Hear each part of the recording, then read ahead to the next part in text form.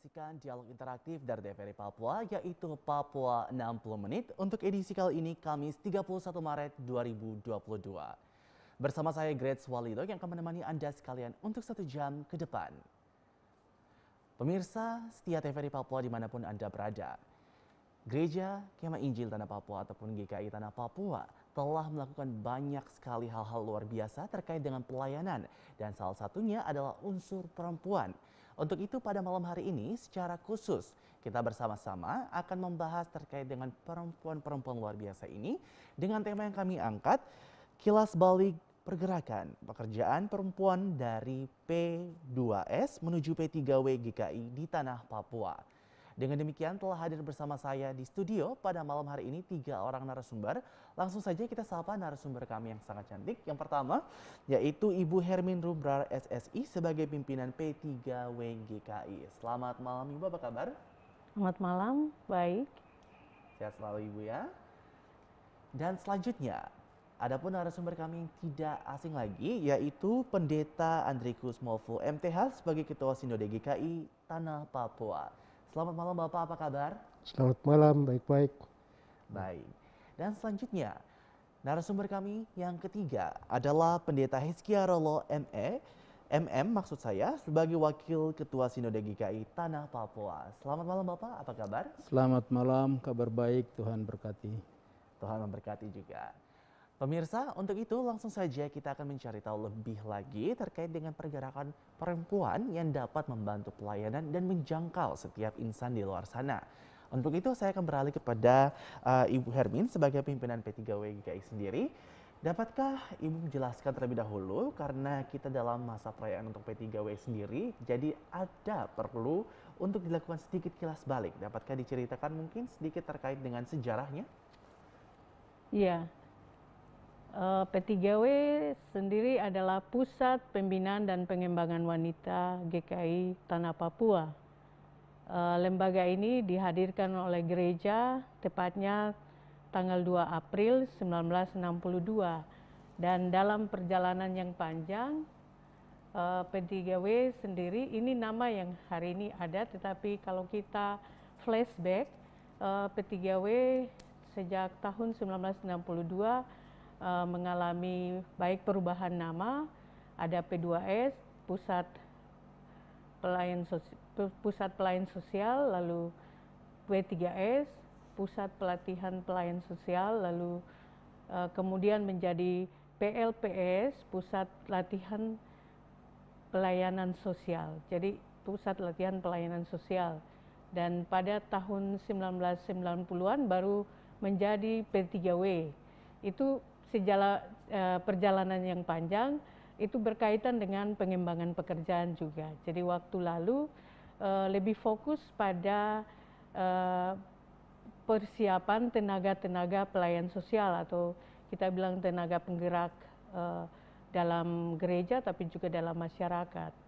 Jadi sejak 62 lalu dalam perkembangan dia juga melakukan pelayanan-pelayanan turun ke kampung, mengunjungi kita punya kaum perempuan yang ada di pesisir, di pedalaman, lalu itu juga banyak tenaga-tenaga pelayan sosial melakukan itu. Memang waktu lalu itu tidak banyak tenaga seperti yang ada hari ini dalam GKI sendiri. Itu sebabnya ketika pusat ini dihadirkan, artinya tidak banyak kesempatan perempuan untuk mendapat pendidikan. Itu sebabnya gereja menghadirkan tempat ini untuk perempuan, secara khusus perempuan mendapat pendidikan non formal. Lalu pada tahun 1990-an ada pengembangan pekerjaan. Jadi tidak hanya bidang pendidikan dan pelatihan, tetapi di tahun 90-an ada bidang yang dimunculkan, bidang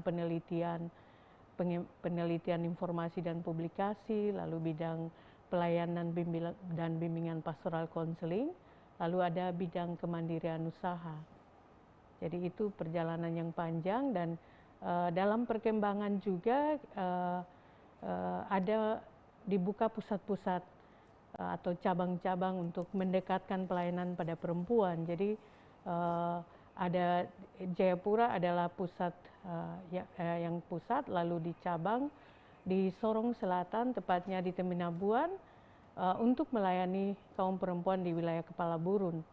Jadi kemudian tahun 99 dibuka lagi cabang di wilayah Kurima yang masuk dalam Kabupaten Yahukimo. Dan kemudian tahun 2013 ada lagi dibangun satu pusat lagi di Wamena Kota. Jadi itu perjalanan perkembangan dari kita menghadirkan pusat-pusat layanan untuk mendekatkan pelayanan pada perempuan dan anak. Baik, terima kasih.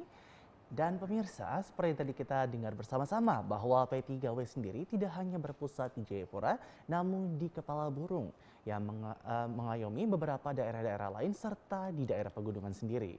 Selanjutnya saya akan beralih kepada Bapak Ketua, Bapak Pendeta Andrikus terkait dengan pernyataan dari Ketua GKI pertama kali yang menyatakan bahwa celakalah apabila wanita tidak ikut dalam perubahan yang memajukan itu sendiri. Dapat ditanggapi Bapak terkait dengan P3W sendiri? Iya, tentu saya mengajak kita semua untuk bersyukur kepada Tuhan ya.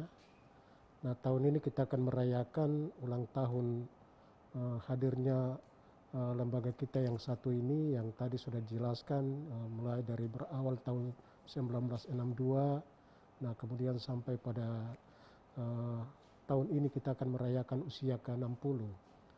Nah, lembaga ini sebagaimana yang tadi disampaikan memang ini dihadirkan juga dalam rangka pembinaan dan juga mempersiapkan warga gereja secara khusus kaum perempuan ya untuk ikut berdiri sejajar dengan kaum pria atau kaum laki-laki. Nah, sehingga founding father kita Pendeta F.J. Surmainum katakan celakalah suatu bangsa yang kaum prianya maju dalam pengetahuan dan keterampilan sehingga dan kaum wanitanya tidak ikut dalam perubahan zaman. Nah, saya pikir ini sebuah pandangan yang sangat berhikmat dan sangat bernilai sekali.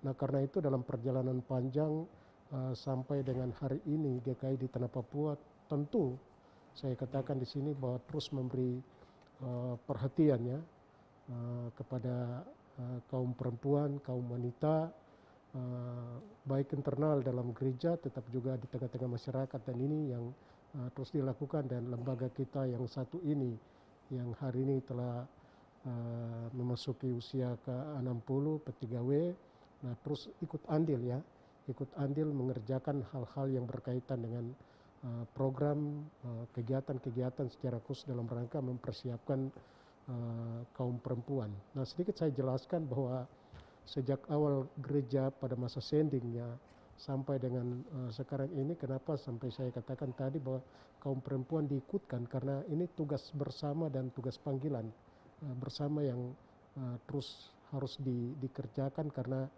kaum perempuan ya, kita kenal bahwa gereja ini sejak masa sending, nah seorang perempuan yang pertama dibaptis ya, itu seorang perempuan ya, ada dua perempuan, yaitu Sarah dan anaknya Margareta. Nah, ini luar biasa. Nah, artinya perempuan itu luar biasa. Nah, karena itu pekerjaan untuk mempersiapkan perempuan tidak hanya sebagai urusan petugas urusan di dapur, tetapi perempuan harus maju. Nah, itulah sebabnya gereja memberi perhatian untuk hal ini. Dan ya, sebagaimana yang sudah dijelaskan, kurang lebih 60 tahun ini kalau kita lihat di tengah-tengah masyarakat khususnya ya di lingkungan GKI di Tanah Papua, nah kader ataupun juga boleh saya katakan sebagai alumni dari lembaga P3W ini sudah banyak ya yang tersebar dan hari ini ada di tengah-tengah masyarakat ya untuk melaksanakan tugas-tugas dan tanggung jawab mereka. Nah, karena itu ke depan ini menjadi hal yang terus diberi perhatian oleh GKI di Tanah Papua, dan perlu saya menyampaikan bahwa dalam rangka untuk terus mengembangkan lembaga kita yang satu ini, maka ini bagian yang juga mendapat perhatian dari Badan Pekerjaan Sinode yang sudah kami bahas pada rapat-rapat kita untuk nanti di sidang sinode tahun ini di Waropen pada bulan Juli. Nah, salah satu bagian yang kita telah memberi tanggung jawab kepada salah satu komisi atau tim yang sudah melakukan kajian terhadap pendidikan kita, baik pendidikan formal, non formal dan informal, ya termasuk juga dengan P3W ini sudah dikaji, dan ke depan bagaimana kita akan terus mendorong dan lebih meningkatkan, sehingga kita berharap dengan kehadiran P3W ini, nah ini terus akan lebih menguatkan ya tugas-tugas tetap juga pendampingan bagi kaum wanita seperti itu. Baik, menggarisbawahi pernyataan daripada Bapak Ketua terkait dengan peran serta wanita dan juga partisipan yang aktif. Saya akan beralih kepada Bapak Hizkia Rolo sebagai Wakil Ketua dan juga membawahi bidang pendidikan serta persiapan-persiapan bagi wanita untuk dapat benar-benar aktif dalam membantu sesama. Nah, menanggapi pernyataan dari Bapak Ketua, lantas selama ini program apa sajakah yang telah dilakukan ataupun diimplementasikan dari pihak GKI sendiri untuk membantu wanita dalam peran aktif membangun tanah Papua dan juga pelayanannya? Ya, terima kasih. Kami menyambut dengan sukacita perayaan 60 tahun kehadiran Lembaga Perempuan Gereja Kristen Injili di tanah Papua. Saya berawal dari penciptaan manusia pertama Firdaus. Ketika Tuhan menciptakan Adam, lalu Adam diberi tanggung jawab untuk memberi nama setiap jenis makhluk hidup, sedangkan dia sendiri tidak punya pendamping. Lalu Tuhan menciptakan seorang perempuan untuk menjadi penolong yang sepadan dengan dia. Kata sepadan ini menjadi jelas bahwa dalam hidup dan perkembangan selanjutnya itu laki-laki tidak bisa sendiri. Dia terus membutuhkan perempuan sebagai teman dalam perjalanan hidup berkelanjutan ke masa depan. Karena yang menciptakan perempuan bagi Hawa itu bukan kemauan laki-laki, tapi itu adalah kemauan dan kehendak Tuhan supaya laki-laki itu dia tidak merasa ganjil dalam perjalanan hidupnya. Itu binatang jalan berpasang-pasangan sedangkan Adam seorang diri. Lalu Tuhan menghadirkan perempuan itu untuk menjadi sepadan, seiring dan sejalan. Karena itu di dalam perjalanan yang panjang tidak bisa laki-laki dia jalan sendiri lalu perempuan dekas tinggal di belakang. Kalau perempuan dia jalan sendiri di belakang dan laki-laki di depan, ini bukan sepadan ini. Sepadan itu kan harus lengket sama jalan. Dalam perjalanan yang panjang dalam konteks budaya kita, itu sebelum Injil masuk dan juga sebelum pemerintah masuk, konteks berbudaya kita juga jelas sekali. Ada pendidikan kaum laki-laki di dalam rumah-rumah adat, rumah karwari, ada honai di pegunungan, rumsram, itu dipisahkan. Perempuan sendiri, laki-laki sendiri. Konteks Papua misalnya Jayapura, itu kalau perempuan di rumah Onduafi, sedangkan laki-laki itu sendiri. Mereka dibina, dilatih dengan sesuai dengan keberadaannya sebagai perempuan dan laki-laki. Sehingga ketika dia bertumbuh sampai dewasa, lalu mereka dikawinkan dalam sistem. Mereka tidak memilih sesukanya. Karena itu dalam konteks budaya itu sudah tertib sekali. Siapa boleh kawin pada usia berapa. Ini berkaitan dengan sumber daya manusia masyarakat lokal karena berkaitan dengan peperangan, berkaitan dengan berhadapan dengan penyakit. Jadi dalam konteks budaya itu ilmunya tentang keberadaan laki-laki dan perempuan begitu tinggi sekali. Sehingga orang tua dulu mereka itu tinggi besar, anaknya begitu banyak. Padahal mereka di kampung tidak ada rumah sakit yang memadai, tidak ada suster yang datang bilang harus mama ketika nanti sudah berkeluarga, sudah mulai bulan pertama tidak datang bulan dan seterusnya harus konsumsi, ini tidak. Tapi konteks budaya lokal itu sangat jelas. Bagaimana mama kita, dia bisa melahirkan di atas 5, 7, bahkan ada yang melampaui sampai 13. Tapi hari ini, begitu banyak rumah sakit modern, begitu banyak dokter-dokter yang hebat, tapi paling banyak mungkin 3, 2, dan seterusnya. Itu konteks. Tetapi ketika perkembangan selanjutnya Injil masuk, seperti tadi Pak Ketua Sinode sudah sampaikan, Ibu Hermin sebagai Kepala P3W sudah sampaikan, di sini ketika Injil masuk, itu Nyonya Otto pada tahun 1857, dia mendirikan sebuah sekolah perempuan pertama di Kuawi. Mengapa? Karena dia juga membaca situasi konteks Papua, maka perempuan tidak bisa dibiarkan begitu saja. Kalau laki-laki maju, terus perempuan tidak maju, bagaimana laki-laki mau tampil hebat kalau pakai pakaiannya saja kusut, pakaiannya tak kondor tak karuang? Kita membutuhkan seorang yang punya skill yang mampu untuk membuat lakinya tampil dengan berwibawa, disegani orang. Itu karena ada orang yang tersembunyi di belakangnya. Itu orang itu siapa? Itu perempuan itu yang membuat kita bisa tampil seperti begini.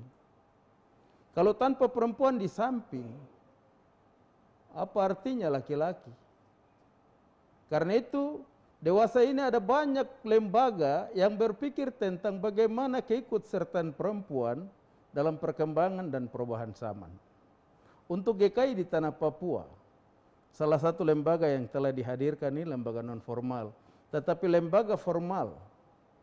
Kita telah mencatat dan membuat sejarah di gereja ini di tanah Papua bahwa Ketua Sinode Perempuan pernah pada periode kemarin saya menjadi sekretaris dari, ketuanya adalah Pendeta Yemima Yakoba Krei. Dia Ketua Sinode. Walaupun hanya antar waktu, tapi itu ketua. Dan saya sekretarisnya. Kita dapat bekerja bersama dan menghormati dia sebagai seorang perempuan, tapi juga sebagai ketua. Kalau ketua tidak ada jenis kelamin di sana, ketua itu ketua sudah. Soal laki-laki dan perempuan itu no problem. Dan kita harus tetap teguh menghormati siapapun pemimpin dan siapa yang ketua itu, atau pemimpin paling kurang. Pada hari ini, ketua dari Sekolah Tinggi Teologi Ishak Samuel Kene itu perempuan, Pendeta Sincela Tuputi Leopati. Jadi gereja telah melakukan begitu banyak kegiatan di bidang pendidikan untuk perempuan. Sekarang banyak pendeta perempuan di GKI. Pada waktu lalu tidak ada, hanya laki-laki saja. Tapi dalam perjalanan yang panjang, nanti sebentar Pak Ketua Sinode akan lengkapi, hari ini dalam GKI di tanah Papua, pendeta perempuan melebihi pendeta laki-laki. Tapi kami tidak rasa terganggu. Walaupun pemimpin semuanya laki-laki, tapi kami dapat mengendalikan emosi kita untuk terus tetap memperhatikan dan memberikan kesempatan kepada perempuan untuk berkarya dalam gereja ini, tapi juga di berbagai bidang kehidupan. Kami punya perwakilan di Majelis Rakyat Papua. Ada 2 orang, 1 laki-laki dan 1 perempuan. Itu kami yang utus secara resmi. Kalau kami mau ego, untuk apa kami kirim perempuan ke sana? Mau apa? Tetapi tidak ada pandangan jelek terhadap seorang perempuan, tapi kami mengakomodir. Keanggotaan kami di Majelis Rakyat Papua itu 2. 1 laki-laki dan 1 perempuan. Ibu Mehue itu calon dari kami yang punya utusan. Ada klasis-klasis GKI yang ketua, sekretaris, dan bendahara itu 3 perempuan. Tapi laki-laki yang mereka pimpin, mereka biasa saja. Memberikan kepercayaan, menopang pekerjaan, dan pekerjaan itu berlangsung sampai hari ini.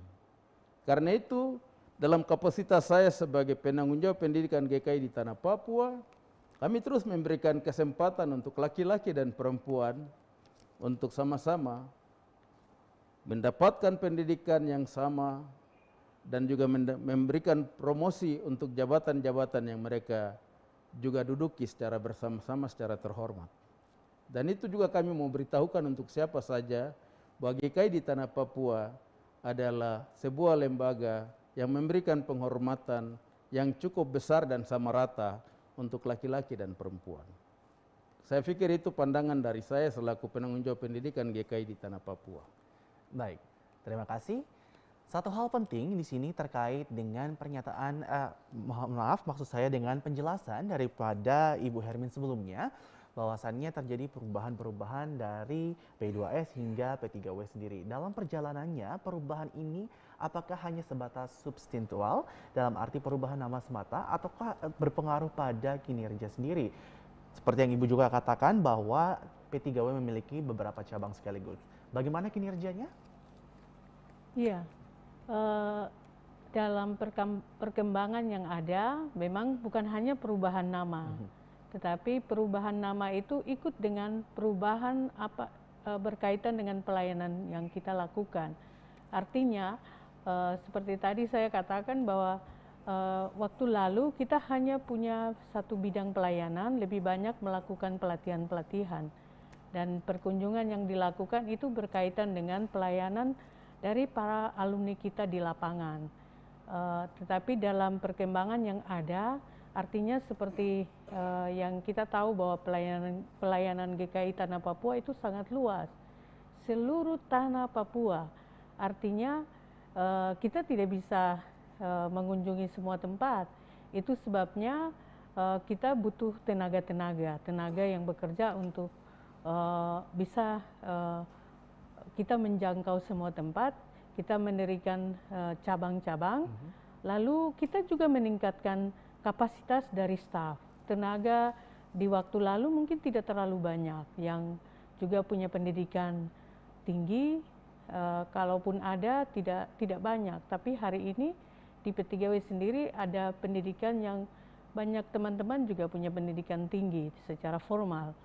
Tetapi secara khusus kita juga lihat skill kita. Itu sebabnya program-program yang kita lakukan juga itu berkaitan dengan kebutuhan yang ada di wilayah-wilayah kita. Misalnya hari ini kita juga ditantang dengan perubahan yang terjadi. Artinya hari ini lebih banyak kita bekerja atau paling tidak kita harus menyesuaikan diri dengan digitalisasi atau kemajuan IT. Artinya ini bagian yang harus kita juga beradaptasi, dan saya pikir dalam upaya-upaya itu kita juga meningkatkan kapasitas kita. Tetapi ada bagian lain bahwa kita juga harus lihat bahwa ada wilayah-wilayah yang sulit kita jangkau. Itu sebabnya atau wilayah-wilayah yang belum juga mendapat akses internet dan lain-lain, kita tetap melayani mereka dengan melihat strategi kita. Ketika kita di wilayah pegunungan artinya wilayah yang sulit, tetapi dengan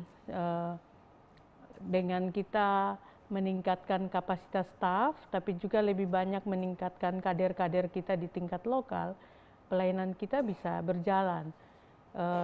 Jadi perubahan itu bukan hanya karena perubahan nama, tapi perubahan berkaitan dengan perubahan yang ada dalam masyarakat. Jadi bidang-bidang pelayanan kita dengan beberapa program, misalnya bidang pelatihan kita juga butuh penelitian-penelitian. Itu sebabnya ada bidang yang kita buat studi atau kajian-kajian.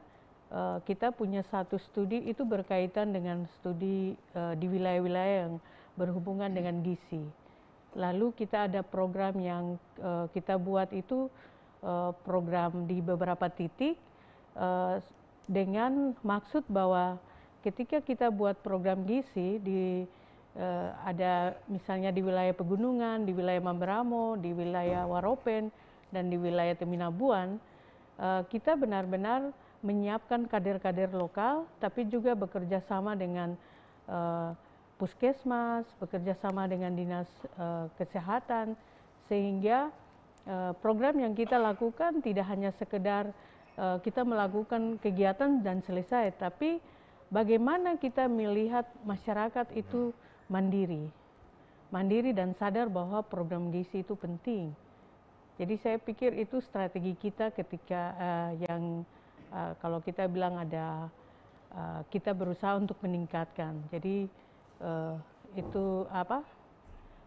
bagian yang penting sekali, sehingga apa yang kita lakukan, misalnya kita juga lakukan penguatan kepada tenaga gereja, terutama para pelayan kita, seperti tadi dijelaskan oleh Pak Wakil Ketua bahwa perempuan dan laki-laki diberi kesempatan yang sama, dan itu luar biasa bahwa gereja hari ini masih memberi kami kepercayaan untuk melakukan pelatihan clinical pastoral education untuk para pendeta laki-laki maupun pendeta perempuan.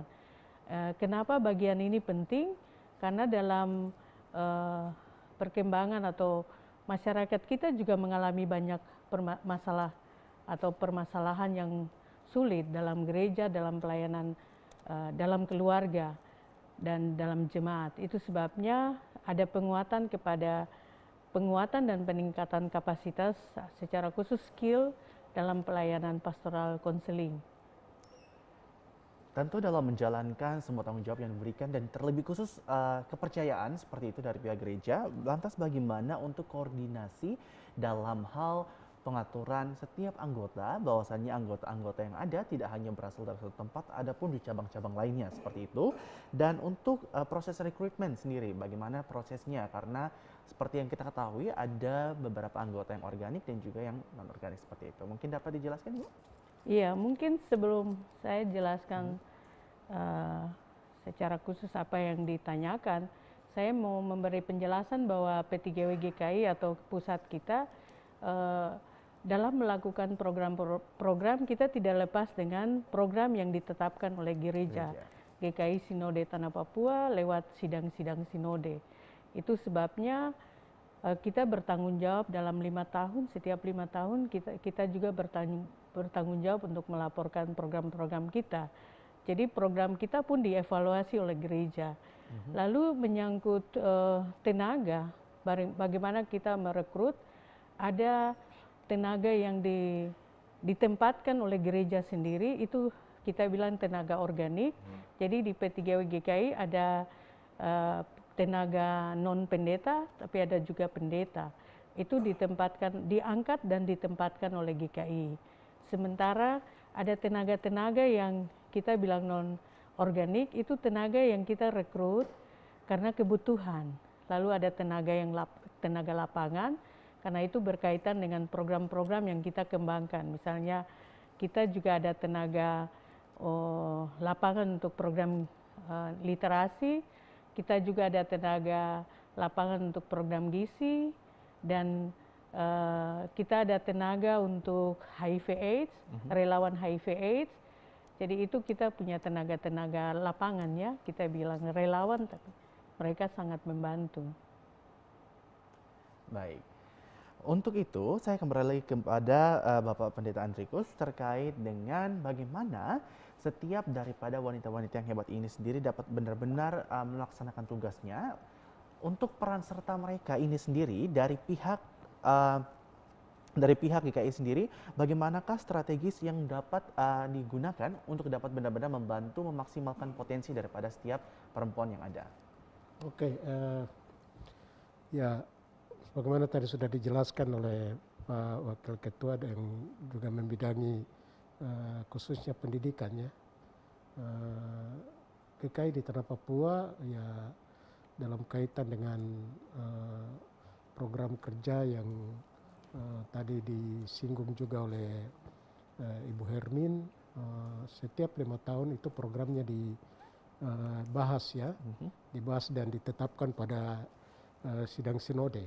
Nah, secara khusus untuk program-program yang berkaitan dengan pengembangan sumber daya manusia, baik untuk tenaga pelayan ya, tenaga pelayan di dalam gereja, yang menyangkut dengan pelayanan firman dan juga tugas-tugas pelayanan yang lain itu selalu juga mendapat perhatian ya melalui program-program yang sudah ditetapkan.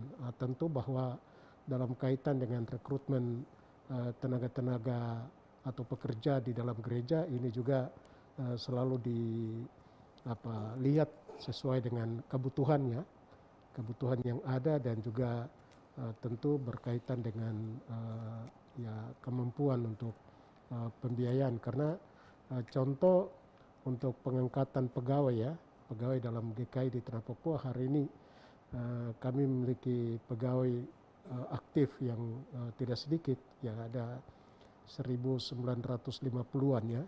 1950-an itu tenaga organik aktif, kemudian juga ada tenaga yang pensiun. Dari tenaga organik aktif itu terbagi lagi ada tenaga pelayan firman yaitu pendeta, guru jemaat, guru Injil. Nah, kemudian juga ada tenaga-tenaga yang disebut dengan administrasi, tenaga administrasi dan non pelayan ya. Non pelayan itu juga yang bekerja di lembaga-lembaga kita yang ada, baik itu lembaga pendidikan formal seperti di yayasan-yayasan, tetapi juga di perguruan tinggi. Nah, kita memiliki ada satu perguruan tinggi Universitas Otto dan Geisler, kita punya sekolah tinggi teologi Ishak Samuel Kene, kita ada punya sekolah menengah teologi SPGJ Lairoy di Manokwari. Nah, tetapi juga ada lembaga-lembaga yang lainnya. Nah, ada P3W misalnya. Nah, di sana juga ada tenaga yang kita tempatkan, tenaga organik. Nah, demikian juga kita sekarang ada punya klinik-klinik ya. Klinik Wali Hole dan juga beberapa klinik yang lain yang tenaga-tenaga juga ditempatkan oleh gereja. Nah, karena itu dalam kaitan dengan bagaimana menjawab kebutuhan ya tenaga-tenaga yang ya diberi tanggung jawab dan juga dipekerjakan di setiap tugas dan wilayah kerja seperti ini juga selalu mendapat perhatian dari gereja secara khusus dalam kebijakan Badan Pekerjaan Sinode ya dalam periode ke periode termasuk juga periode sekarang ya periode 2017-2022 ini juga selalu mendapat perhatian seperti itu.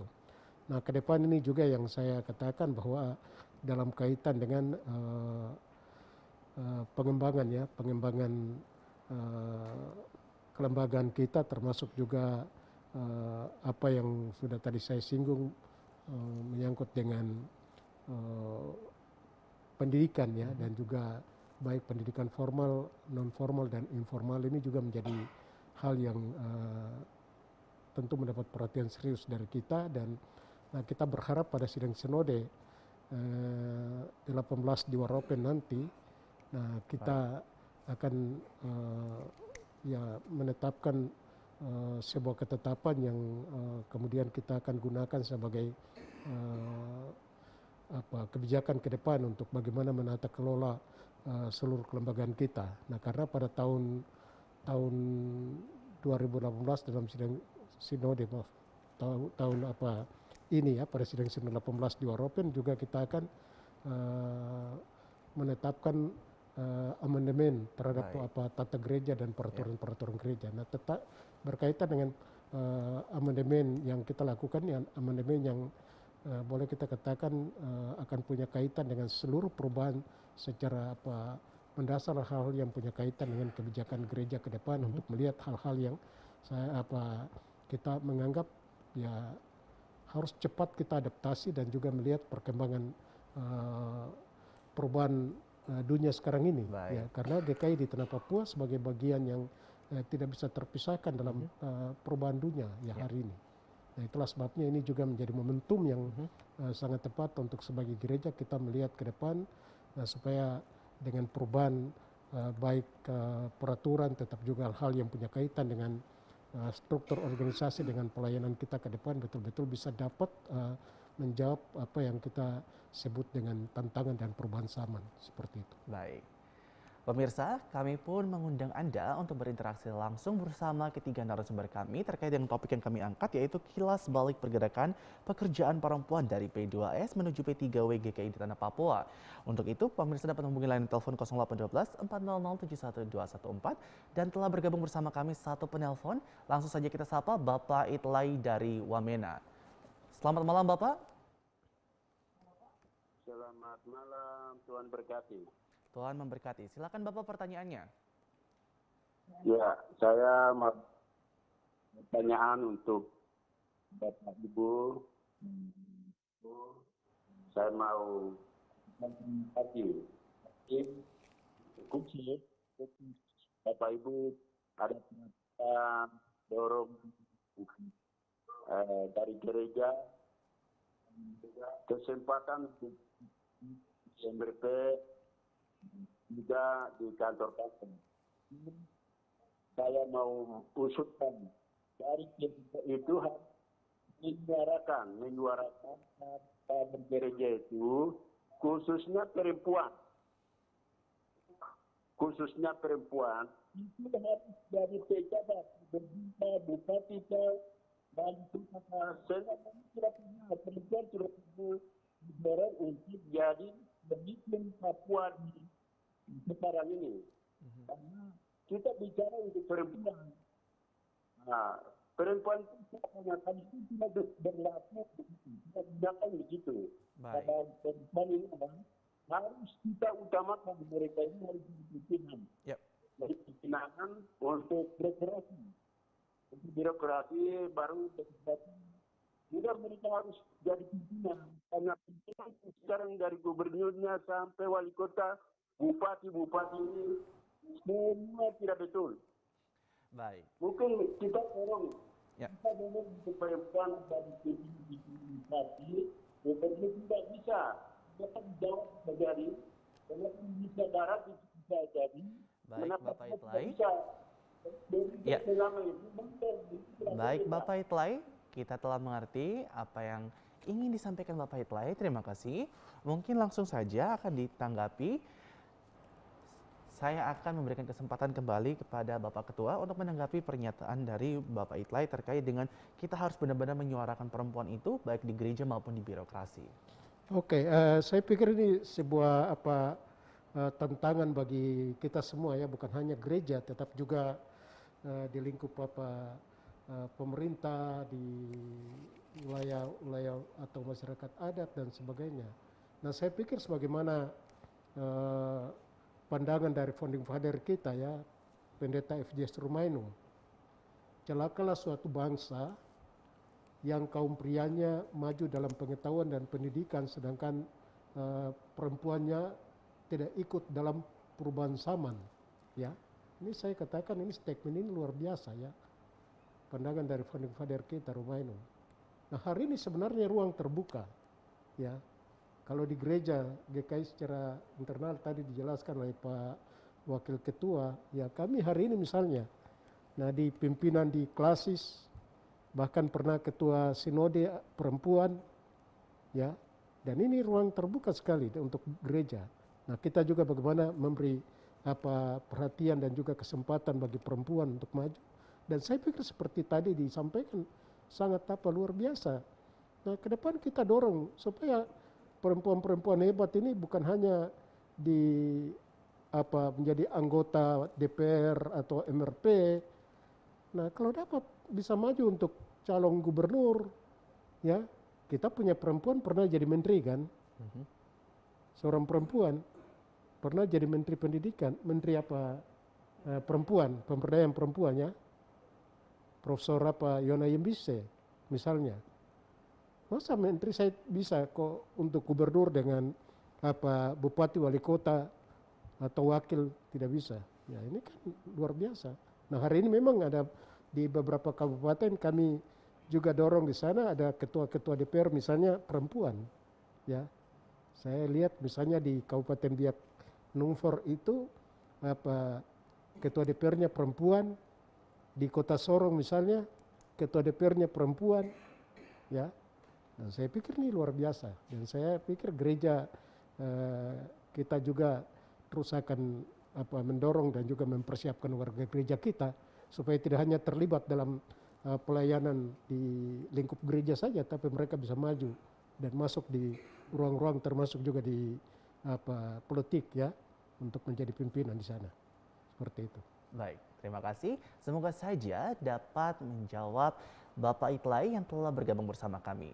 Kami masih membuka layanan telepon. Jika pemirsa ingin bergabung bersama kami, silakan menghubungi layanan telepon yang tertera di layar TV pemirsa sekalian.